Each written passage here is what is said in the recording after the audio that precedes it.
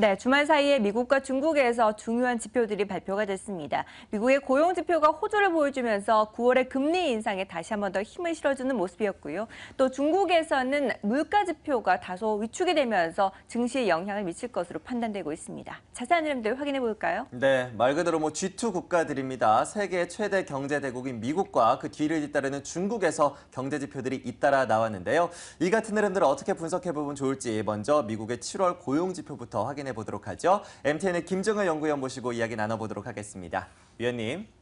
네, 결론부터 말씀드리면 애매합니다. 지표는 괜찮게 나왔는데 실제로 수요 견인형의 모습이 나오지 않았기 때문에 과연 9월에 금리를 올릴 것인가를 100% 동의를 얻기 어렵다라는 거죠. 물론 연준이 경제학자라든지 투자 전략가라든지 시장의 100% 동의를 얻어서 정책을 결정하는 것은 아니지만 모두가 납득할 수 있는 그런 결과가 나왔다면 9월 인상설이 확실시되면서 단기적인 불확실성이 좀 확대됐다가 오히려 재료 노출이라는 점에서 시장의 변동성을 줄일 수도 있었는데요. 제가 보기엔 이번 지표는 조금 애매하다라고 판단하고 있습니다. 먼저 준비된 그림을 보시면 고용자 수 20만 건 이상을 유지해주면서 안정적인 모습이고요. 또 하나 이제 질적으로 좋아진 것은 바로 이 파트타임 근로자 수의 감소가 급격하게 나타났다라는 것입니다. 그동안은 이 고용자 수의 증가의 상당 부분이 이 파트타임 증가였기 때문에 이게 이제 고용의 질이 별로 안 좋다라는 그런 얘기를 많이 들었습니다만 최근 들어서는 실제로 정규직 근로자들이 늘고 있다, 파트타임이 아니다라는 점을 주목해 볼 필요가 있겠고요.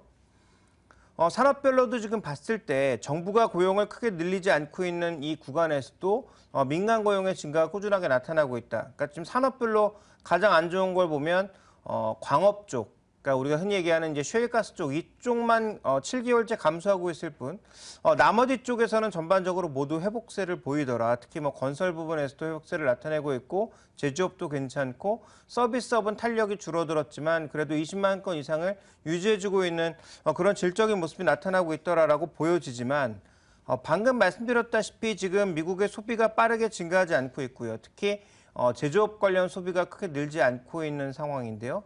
그 안에 원인을 보시면 이 옆쪽 그림을 보시면 지금 소득 원천별로 봤을 때 임금 소득이 쉽게 늘지 않고 있다라는 거죠. 만약에 이것까지 늘었으면 9월 달에 금리 인상은 당연시되었을 텐데 아마 이 부분이 이어지면서 3분기 소비가 이런 식으로 분리돼서 나타난다면 과연 9월 인상이 적절했는가에 대한 논란이라든지 또 시장의 변동성 확대에 대한 그런 불만의 목소리가 높아져 나올 수 있기 때문에 현재 이제 미국 고용 지표 분명히 좋았고 9월 달 금리 인상을 자극할 만한 요소가 있었지만 반대쪽 요소도 분명히 있었기 때문에 단기적인 불확실성은 연장될 수밖에 없다 이렇게 보셔야 될 것 같습니다.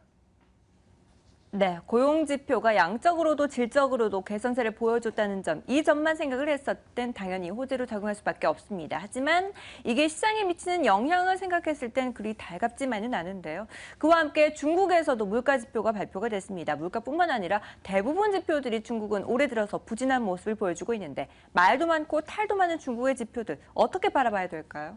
일단 전반적인 탄력이 계속 줄어들고 있다는 점에 주목해 볼 필요가 있겠고요. 한국의 입장에서 더 아쉬운 것은 한국 관련 수출입이 모두 줄고 있다는 점이 또 부담 요인입니다. 그래서 준비된 그림을 보시면 중국의 수출이 월별로 보면 증가하고 있지 않느냐 이렇게 생각하실 수 있겠습니다만 작년에 그 레벨과 비교해 봤을 때 월등하게 낮은 레벨을 유지하고 있다는 거죠.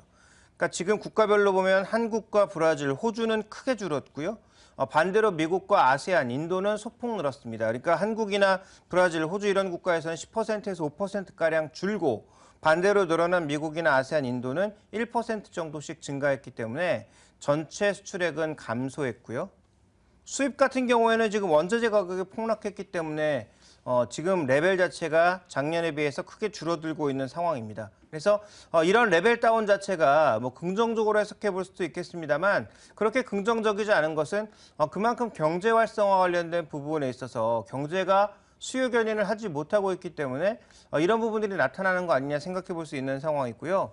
물가는 조금 전에 언급해 주셨습니다만 식료품 가격 오른 것을 빼면 별로 오른 게 없습니다. 특히 이 생산자 물가는 지금 심각할 정도로 계속 떨어지고 있는 상황이어서 원자재 가격의 하락을 반영한다고 하더라도 생산자 물가가 계속 줄어들고 있다? 이게 좋은 겁니까? 아니죠. 생산자 물가가 떨어지고 있다는 건 가동률과 전반적인 고용 상황까지 같이 떨어지고 있다는 얘기고요.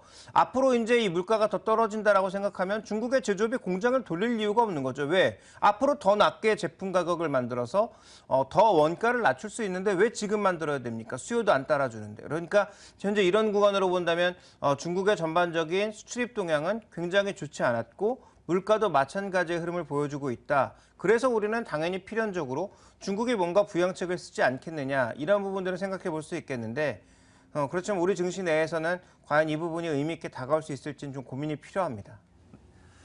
네, 말씀하셨듯이 이러한 부분들 속에서 투자 전략을 세우기가 상당히 어려울 것 같습니다. 중국에서의 부양책 기대감은 있지만 그게 효과가 있을지에 대해서는 여전히 의문이 확대가 되고 있고요. 또한 미국에서도 금리 인상 전망이 가시화되면서 전반적인 증시에 약세가 나타났던 하루였는데요. 그렇다면 오늘 월요일 증시 앞두고 있는데요. 어떠한 전략들이 좀 필요할까요? 일단 큰 그림 놓고 보게 되면 중국의 부진이라고 하는 이유가 있지만 반대로 이걸 뒤집으면 중국이 그래서 부양책 쓸 거 아니야라는 기대감이 나타나고 있는 거고요. 지금 미국은 고용지표 좋았지만 실제로 이게 정책을 쓰게 되면 글로벌 유동성 축소되는 거 아니야라는 이런 복합적인 요소들이 작용하고 있다는 거죠. 그러니까 누구도 지금 한 발 앞서서 지금 이 방향이야라고 방향, 디렉션을 확실하게 줄 수 있는 그런 상황은 아니라고 보여집니다. 그렇다면 현재 구간에서 지수의 움직임보다는 여전히 종목의 움직임에 관심을 가지시는 게 좋을 것 같고요. 그렇다면 어떤 종목에 관심을 가져야 되느냐? 이번 주 화장품 종목군들의 실적 발표가 있습니다. 이 종목들의 실적 발표가 다시 시장의 주도주로 뜨느냐 여부가 이제 핵심이라고 볼 수가 있겠고요. 그다음에 이제 또 하나 살펴봐야 될 건 핀테크를 중심으로 하는 전반적인 이 정책 수혜주들의 움직임이 계속 긍정적으로 나타날 수 있을지 이 부분에 대한 점검이 필요합니다. 따라서 이 두 가지를 함께 보셔야 될 텐데 지수 기준에서는 큰 변동보다는 제한적인 박스권 정도의 범위를 종목별로 봤을 때는 그나마 실적이 유지될 수 있는 숫자가 나오고 있는 성장이 나오고 있는 화장품을 비롯한 중국 소비주들과 국내 정책 수혜주들의 움직임에 초점을 맞춰볼 필요가 있다. 이렇게 보고 있습니다. 여전히 지수보다는 종목이 그리고 그 종목 가운데에서는 중국의 소비와 그리고 국내 정책 관련주들에 대해서 긍정적으로 전망을 해주셨습니다. 이어서 글로벌 유통주들의 흐름도 좀 보도록 하죠. 앞서 월마트와 이마트의 주가 동향을 봤었는데 주가의 흐름이 다소 엇갈리고 있습니다. 특히나 미국 같은 경우에 최근 오프라인 유통주들의 하락세가 두드러지는데요. 어떻게 보셨나요? 월마트를 빼고 나머지 종목군들은 그렇게 나쁘지가 않습니다. 다만 월마트가 나쁜 이유는 좀 전에 이준희 앵커도 언급했습니다만 최저임금을 계속 올리고 있다는 거죠. 이 부분에 대해서 미국의 투자자들은 굉장히 민감하게 반응하고 있거든요. 그러니까 지난번에 한번 올렸을 때도 엄청나게 이게 이제 그 월마트가 과연 생각이 있는 거냐 이런 식의 반응이었는데 이번에 또 올렸거든요. 그러면서 이 월마트 같은 경우에 그렇지 않아도 성장이 둔화되고 있는데 아마존 같은 이 온라인 업체가 시가총액 순위도 뒤바꾸면서 그렇지 않아도 이제 성장이 둔화되고 있는데 거기다가 이제 이렇게 비용 자체를 올려버리니까 아무래도 이제 부담이 커질 수밖에 없는 거죠. 그래서 준비된 그림을 보시면 월마트는 지금 바닥을 파고 있는 국면이죠. 그래서 굉장히 어려운 국면입니다만 실제로 타겟 같은 경우에는 약세이긴 한데 월마트와는 조금 다른 모습을 나타내고 있고요. 그나마 실적이 받쳐주고 있는 코스코 홀세일 같은 경우에는 그래도 조금 나은 모습을 나타내고 있기 때문에 전체적인 흐름이 나쁜 것은 사실이나 월마트처럼 비용 요인이 좀 더 크게 작용하는 특정 종목의 부담이 나타나고 있고요. 또 그 미국 내에서도 펀드의 리밸런싱 같은 것들이 존재하게 되겠죠. 시가총액 기준으로 아마존이 월마트를 넘어섰기 때문에 당연히 펀드 입장에서는 인덱스를 쫓아가기 위해서 아마존을 늘리고 월마트를 줄일 수밖에 없는 거죠. 그러니까 이런 측면에 수급적인 측면까지 작용하면서 현재 미국 시장 내에서도 전반적인 상황이 좋지는 않고 또 개별 기업들의 개별 요인들이 주가 흐름을 차별화시키고 있다 이렇게 볼 수가 있습니다.